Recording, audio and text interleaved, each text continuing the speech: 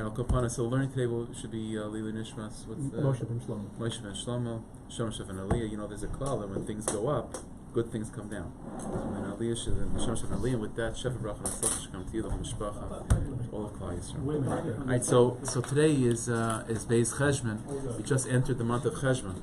So every month has its own avodah, has its own focus. Every month has its own energy. It's not just going through time. Every month is different. And so the question we have to think about for the next few minutes is, what is the avodah of the month of Cheshvon? What should we specifically be working on and thinking about during the month of Cheshvon? So the truth is, let's try to discuss some of the historical facts that took place in this month, some history, and then maybe from divine providence how certain things took place in this month. We'll be able to have a glimpse. So the first parsha of the month, the first parsha that we read in the month of Cheshvon is Parshas Noach. The truth is, the entire story of Noach is very much connected to the month of Cheshvon. For example, Rashi brings down from Chazal that the Mabul began and ended in the month of Cheshvon. Mm-hmm. The month of Cheshvon is also unique again, it's going to sound a little bit random at first, but we're going to pull it together Bez Hashem very soon. The month of Cheshvon is also the first month of the year that we are Mekadesh it, that we sanctify, that we connected by the preceding Shabbos. Shabbos Mevarchim, right? The month of Tishrei, for example, is the first of the month, but there's no Shabbos Mevarchim for Tishrei. We don't bless Tishrei the Shabbos before. Cheshvon is the first month where there's a Shabbos Mevarchim. In other words, the month of Cheshvon, therefore, we see is very much connected to Shabbos. It's sanctified, it's energized by Shabbos. It's the first of the month to be energized by Shabbos. Now, these two aspects of Cheshvon, the connection to the Mabul and to Noach, right, and to Shabbos, they themselves are connected to each other. So, for example, Noach is himself very connected to Shabbos. The word Noach comes from the word Menucha, which is Shabbos, right? Shabbos is the day of rest.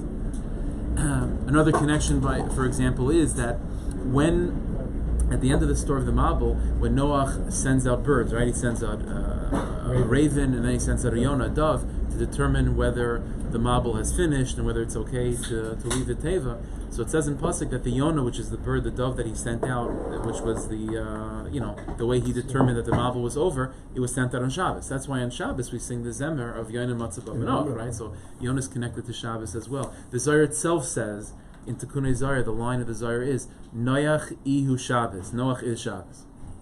Another connection between Noach and Shabbos is an idea that the Rizal talks about this, is that Moshe Rabbeinu was a Gilgal of Noach. Moshe Rabbeinu was a reincarnation of Noach. And there's a lot of connections between Noach and Moshe. For example, both were saved with tevas, right? Noach was saved with his ark, and Moshe was saved with a teva in terms of the little thing that he was put into, the basket that he was put into in the Nile. So they're both connected to that. And we find that Moshe is very much connected to Shabbos. For example, the Medrash tells us that when the Jewish people were in Mitzrayim, so Moshe Rabbeinu wanted to give them Shabbos. He wanted to give the Jewish people a day of rest. He wanted to give them Shabbos. So what did he do? So he went to Paro. The Medrash says he went to Paro, and he said to Paro, a person that has a slave, and you make him work 7 days a week, 24/7, it's only a matter of time till they die. It's not productive. So therefore, he said to Paro, you should give them a day off. And so Paro said to Moshe, that's a good idea. You pick the day. And Moshe picked Shabbos, the 7th day of the week, Shabbos. So Shabbos and Moshe Rabbeinu are very much connected to each other. That's why we say, even in davening on Shemon Esrei of Shabbos morning, we say Yismach Moshe b'ma'anas chelka, that Moshe should rejoice in his portion. What portion? What are we talking about? Shabbos. Shabbos is Moshe's portion. And so Moshe, who's the reincarnation of Noach, is connected to Shabbos. Noach is connected to Shabbos. Menucha, the Teva, again, rested on Shabbos. It's all Shabbosdik. So the month of Cheshvon, again, is the month that's connected to Noach and the Teva. It's also the first month that we sanctify with Shabbos. It's all Shabbosdik. So everything that's revolving around Cheshvon is very much Shabbos. Okay. That's one part of the story. Now it's another part of the puzzle, and then we'll begin to explain. Another historical event that took place in the month of Cheshvon. One of the great tragedies of Jewish history took place in Cheshvon.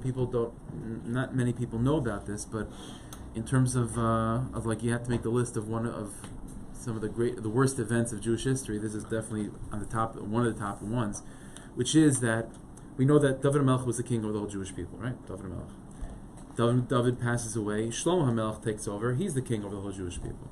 Shlomo Hamelech passes away. His son Rechavam is the king over the whole Jewish people. But during Rechavam's life, there's a rebellion that takes place, and the Malchus, the kingdom, is split between Rechavam, the house of David in the south, the capital city of Yerushalayim, and the kingdom of Yosef in the north. Yeravim ben Nevat, who was a descendant of Yosef Tzaddik, rebels against the house of David and starts his own kingdom in the north.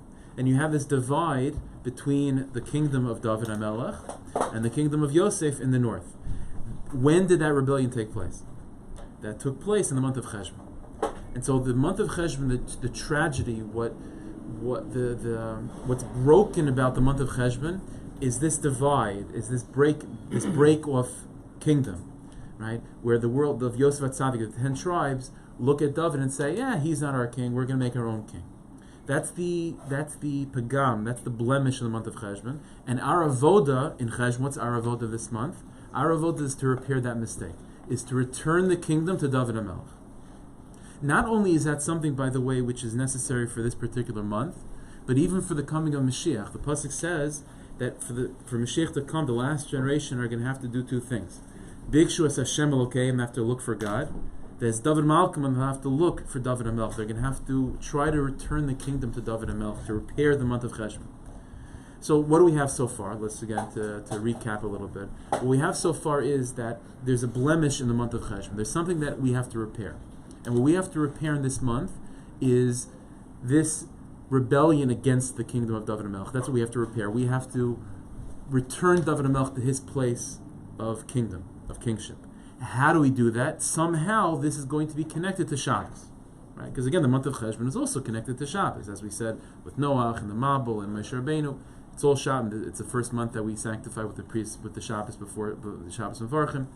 So this is what we need to accomplish. We need to return David Hamelech to the throne, and we do it through Shabbos. So what does this mean? How do we explain all this? Okay, so let me explain very, very simply. You know, when Chazal talk about the relationship between the 6 days of the week and Shabbos, the way we tend to think of it is that the 6 days of the week means effort, it means work, it means you put in your dues, and the fruit of your labor is Shabbos. And for example, Chazal have a mashal, they describe the relationship between life in this world and the next world is also in the following way. If you work Erev Shabbos, you put in your work during the week, then you'll get the reward on Shabbos.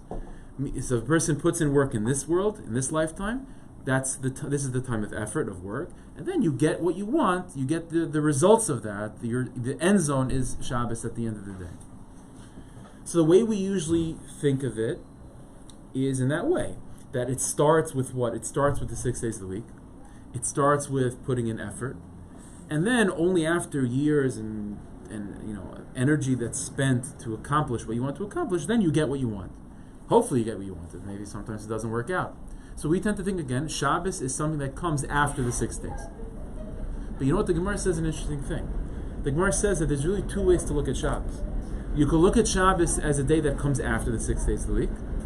But you could also look at Shabbos as a day that comes before the following 6 days of the week, right? Those are two ways to look at Shabbos. For example, Adam Rishon, for example, what was the first day? What was his first day? The first full day that he ever experienced was Shabbos, right? And only then came the 6 days of the week. So what does that mean? What it means is as follows.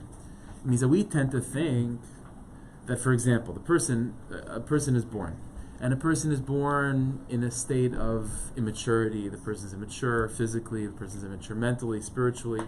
They're like a behemoth, you know what I mean? And they have to work on themselves. They have to work on themselves, and that's what it means. The 6 days of the week, you have to work, accomplish, develop, learn, control yourself, to eventually become the person you want to become, the tzaddik that you want to become, and that tzaddik that you eventually become, that's your Shabbos, right? So first is 6 days a week, first is effort, and then you have the fruits of your labor, you have the accomplishment, your goal at the end of the day. That's called Shabbos. But that's only half of the story. The truth is, just as Shabbos comes at the end, the deeper truth is that Shabbos actually came from the very beginning, which means that when the Rabbanu Shalom first created each and every one of us, the secret of creation is that He didn't create us in an immature state and we have to build ourselves to become the people we have to become. The truth is that within us, the Rabbanu Shalom created who we're going to become. The purpose of life is for, and the truth is that the end product, the tzaddik that we're supposed to become, the people that we're supposed to become, is already there. And it's our future self that's actually bringing us towards it. Give you an example, like let's say, you go to the airport or something, and you're trying to get to your gate, and they have like, nowadays they have this right alongside, they have these like walking sidewalks, conveyor belt, like a flat escalator, like that type of thing, right? So we tend to think of like, okay, there's my goal, there's the gate at the end, right?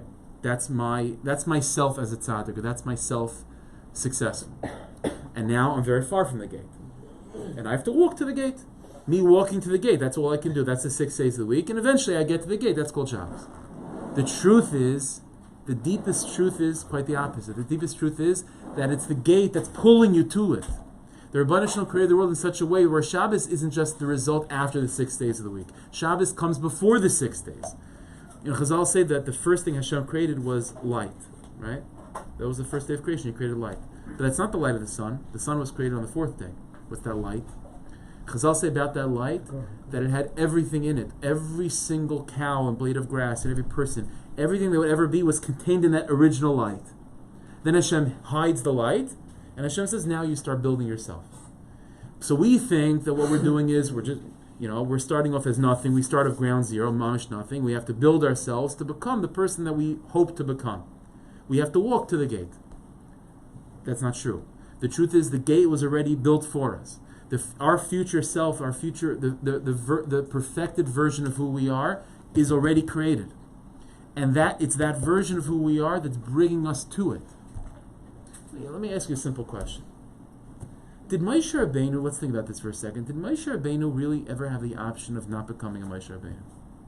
It's a hard question to ask, Like the whole universe was hanging in the balance. If Moshe is not Moshe, then the whole plan falls apart, right? Did he ever really have a choice? Hard question to ask.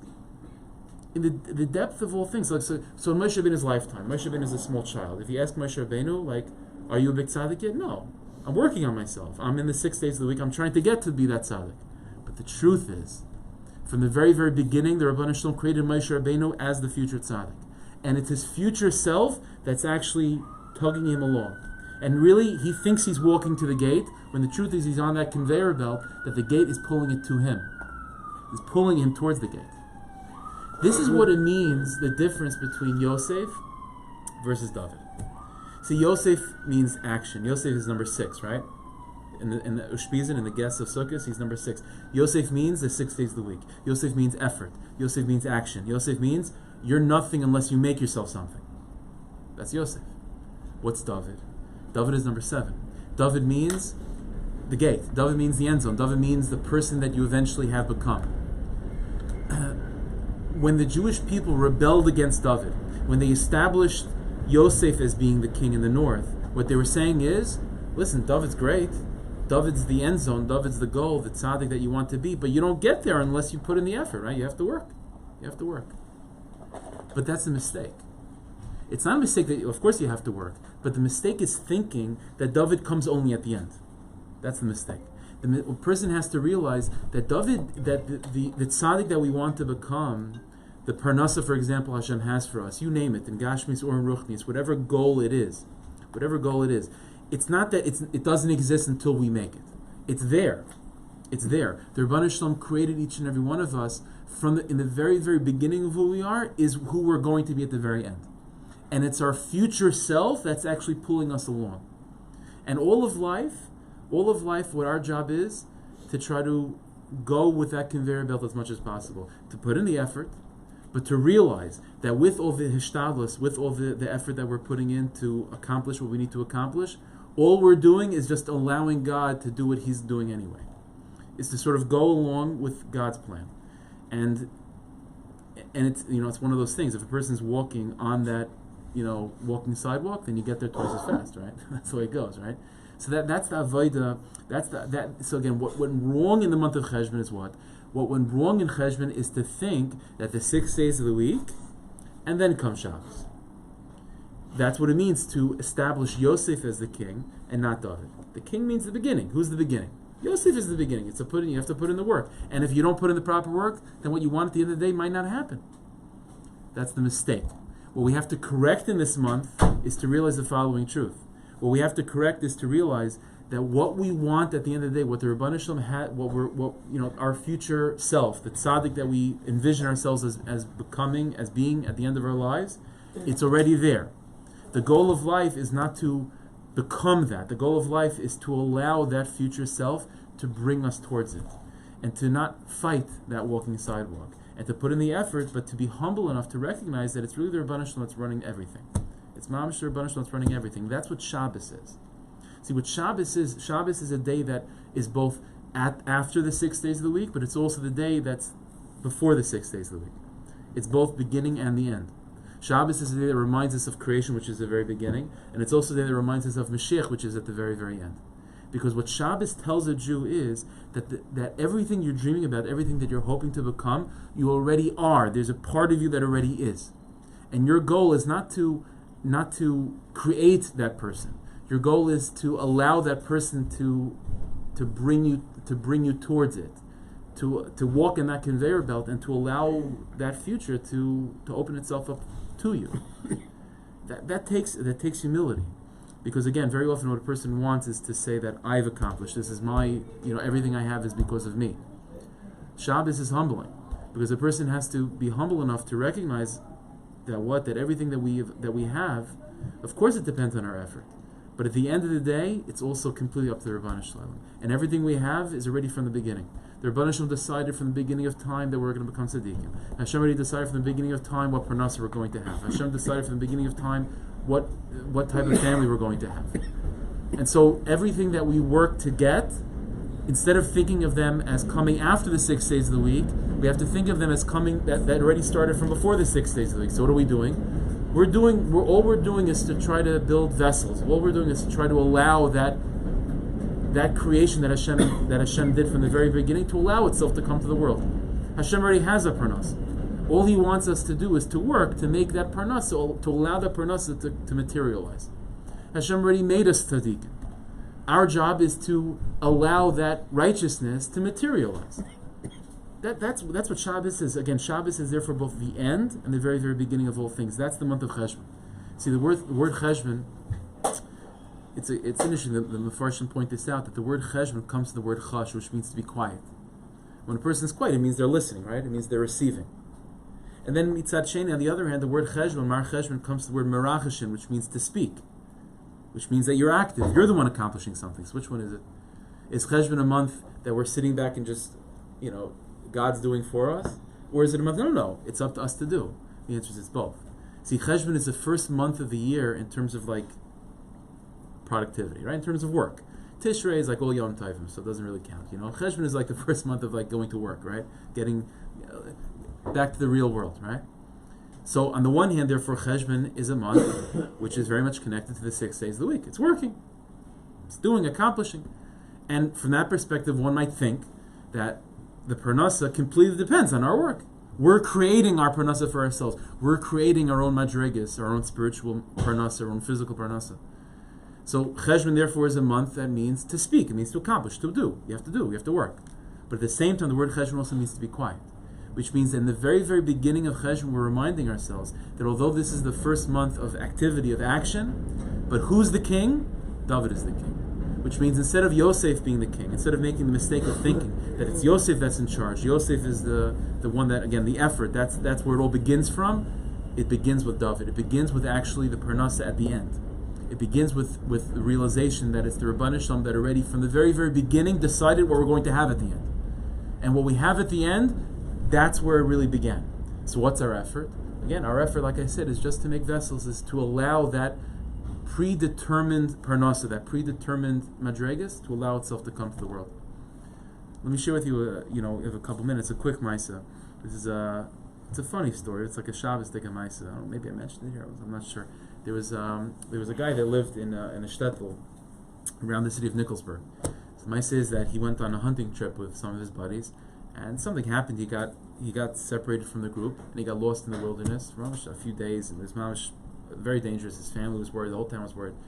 Baruch Hashem, after 5 or 6 days, somehow he found his way back. He enters into town, limping, crawling into town. Baruch Hashem, it's mamash unbelievable. one problem. The problem was that, just as bad as his sense of direction was, he was just as stubborn. And the problem was that during the time that he was in the wilderness, he made a mistake. And his mistake was that he lost track of days. And he was a day ahead of the rest of the world, right? So he comes into town, it's actually Thursday, but he thinks it's Friday. And he's looking around, he's like, it's Friday, why is no one getting ready for Shabbos? And like, because today's Thursday. And he's like, no, today's Friday. He's like, I'm sorry to tell you, today's Thursday, you've lost count. They don't, no, everyone else is wrong, I'm right, today's Friday. Everyone, the entire town has lost their minds, I'm the one that knows the truth, today's Friday. He tells his wife, we're getting ready for Shabbos. I don't care what everyone else says, we're getting ready for Shabbos, tomorrow's Shabbos. His wife doesn't know what to do, and this is what happens. Like the next day, which is Friday, he's keeping Shabbos. The actual Shabbos, he thinks is Sunday, and it keeps on going like this. And the Rav is talking to him. You can't talk to this guy. He's completely convinced that he's right and the whole world is wrong. So what do they do? There's only one person that could come up with an eitzah, and that was Rosh Malka from Nikolsburg. So they send a message to the big town of, the big city of Nikolsburg, and they tell Rosh Malka the whole Maisa. Rosh Malka says, listen, let me come, I'll fix it, but you have to just go with me. So, okay, fine. So he comes. And Rosh Malka comes to this Yid and he says, I heard about the story that you survived in the wilderness a week by yourself. It's mamish a miracle. We have to make a Farbrengen, a Shabbos, a Kiddush. We have to do something. Fine, and I want to come myself. So fine. So Rosh Malka says, okay, so we'll come Friday night. We're going to have a Tish Friday night. Now, what's Friday night? It's actually Thursday night, right? This guy's convinced Thursday night is Friday night, but. So the Rosh Malka tells the whole town, okay, everyone come Thursday night to this guy's house. I know it's Thursday night, but come with the big day Shabbos. We're going to have Friday night davening. Just go with me. So that's what happens. They come in, and Friday night, again, Thursday night Tish. Meanwhile, every time Rosh Malka says a vart, he gives a l'chaim to this guy, to the Baal Bas, right? Another l'chaim, to the point is where he's completely passed out, completely blanks out. Now, while he's down for the count, Rosh Malka then turns to the crowd. Mamish, one more minute. He turns to the crowd and he says, listen, this guy's down. I want everyone to go home. I'm going to pull in the curtains. This house has to remain quiet and dark. In 24 hours, he's still going to be asleep. Everyone come back when it's actually Friday night. Go back to your exact spots. We'll continue the Farbrengen as if nothing happened. That's what happens. Everyone leaves. They come back the next day. 24 hours later, it's actually Friday night. Rosh Malka gives a nudge to this guy. He wakes up. As far as he's concerned, nothing happened, and now he's back on track with everyone else. So that's the secret of Shabbos. The secret of Shabbos is that the Rebbeinu Shalom should help to be able to bring us back on track without too much, in a very smooth and easy way. Because who we're supposed to be at the end, it's already going to happen. It's just a matter of getting there in a nice, gentle way. Rebbeinu Shalom, we should be zeicha to experience it, to be masakin this month, to return the Malchus to David HaMelech, and be as Mashiach Zakenu, and Meher V'Meinu Amen. Thank you, Hashem.